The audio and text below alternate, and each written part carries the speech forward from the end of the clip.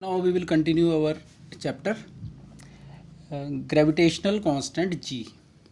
If the masses m1 and m2 of the two bodies are 1 kg each and the distance of separation be 1 meter, then F is equal to G. 1 m1 is 1, another is m2 is equal to 1, that is unit mass, and the distance between them is 1, that is unit 1 whole square. So this 1 into 1 upon 1 square becomes 1, so it becomes F is equal to G. So if there are two masses m1 and m2 of 1 kg each and distance between them is 1 meter, then the force will be equal to G is equal to 6.67 into 10 to the power minus 11 Newton. So this will be the force. So this is how we define gravitational constant. The gravitational constant G is numerically equal to the force of gravitation which exists between the two bodies of unit masses. Unit means 1. Unit masses kept at a unit distance from each other. So next topic is gravitational force holds the solar system. But before moving here, a student has asked me a question that from where we have got the value 6.67 into 10 to the power minus 11 Newton meter square per kg square. Now the answer to it, that there was a scientist Cavendish. He experimented. So from that experimental setup we got the value 6.67 into 10 to the power minus 11. Now gravitational force holds the solar system.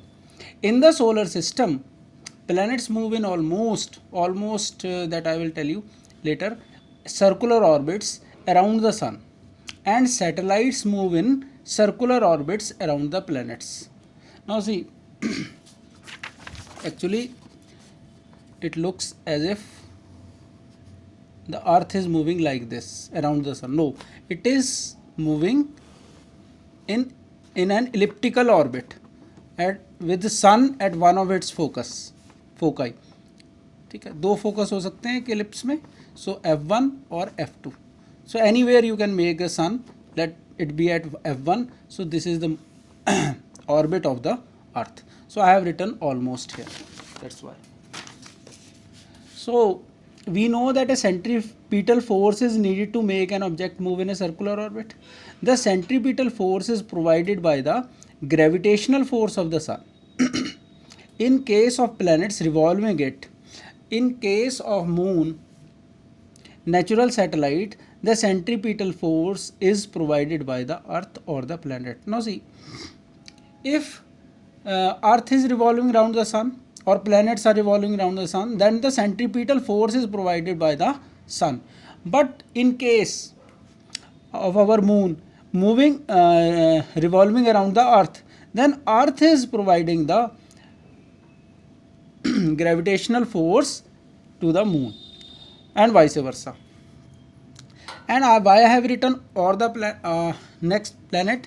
So many planets have moons. For example, Jupiter, Saturn, they have their own moons. So if we take the example of Jupiter or Saturn, then they are providing centripetal force to their moon. Example, the mass of earth is 6 into 10 to the power 24 kg and that of moon is 7.4 into 10 to the power 22 kg.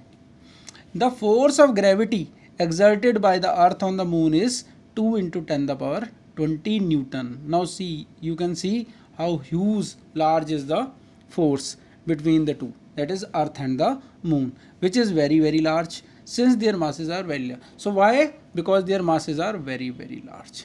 But if there is unit masses, then there will be force of attraction or the force of gravitation will be acting between them, but the force will be negligible. In case of earth and a stone of 1 kg, there will be force and that force will be 9.8 Newton, which is slightly larger. But in case of moon and earth, you can see that it is 2 into 10 to the power 20 Newton. So it depends on, especially on the masses and the distance also, square of the distance. So here is a very important thing. This is important from the point of view of exam. Therefore, the tides in the sea formed by rising and falling of water level in the sea are due to the gravitational force of attraction which the moon and the sun exert on the water surface of the sea. Clear?